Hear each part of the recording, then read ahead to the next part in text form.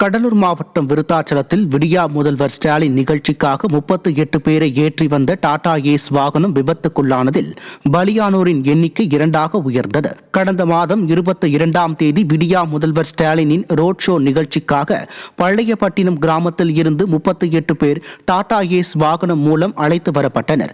இவர்கள் நிகழ்ச்சி முடிந்து வீடு திரும்பிய போது இருளாச்சிக்குப்பம் கிராமம் அருகே டாடா ஏஸ் வாகனம் கவிழ்ந்து விபத்துக்குள்ளானது. இதில் 35 பேர் படுகாயம் அடைந்ததோடு குப்புசாமி என்பவர் சிகிச்சை பலனின்றி உயிரிழந்தார். இந்நிலையில் படுகாயமடைந்த வேம்பரசி மேல் சிகிச்சைக்காக சென்னை ராஜீவ்காந்தி மருத்துவமனையில் அனுமதிக்கப்பட்டதில் சிகிச்சை பலனின்றி உயிரிழந்தார். அப்பாவி கிராம மக்களை விடியா முதல்வர் ஸ்டாலின் நிகழ்ச்சிக்கு அழைத்துச் சென்று விபத்துக்குள்ளானதில் 2 பேர் பலியானது சோகத்தை ஏற்படுத்தியது. கடலூர் மாவட்டம் மேல் புவனகிரியில் 62.50 லட்சம் நிதியில் கட்டப்பட்ட நிரந்தர நெல் கொள்முதல் நிலையத்தை மழைநீர் சூழ்ந்துள்ளதால் பயன்படுத்த முடியாமல் உள்ளதாக விவசாயிகள் குற்றம் சாட்டினர்.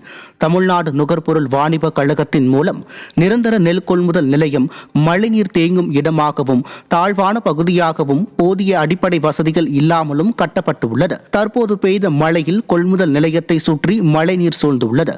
மேலும் நெல் மூட்டைகள் மழைச்சாரலால் நனைந்து வருகிறது. நெல் மூட்டைகளை ஏற்றி வர முடியாமல் மழைநீர் சூழ்ந்து சேரும் சகதியுமாக உள்ளதாகவும் மக்கள் வரி பணம் 62.50 லட்சம் நிதி வீணாக்கப்பட்டுள்ளதாக விவசாயிகள் குற்றம் சாட்டினர். திறனற்ற திமுக ஆட்சியில் பொறுப்பற்ற முறையில் பொதுமக்கள் வரி பணம் வீணடிக்கப்படுவது தொடர்கதையாகி உள்ளதாகவும் போதிய அடிப்படை வசதிகளை செய்து தரவில்லை எனில் போராட்டம் நடத்தப்படும் எனவும் விவசாயிகள் எச்சரிக்கை விடுத்துள்ளனர்.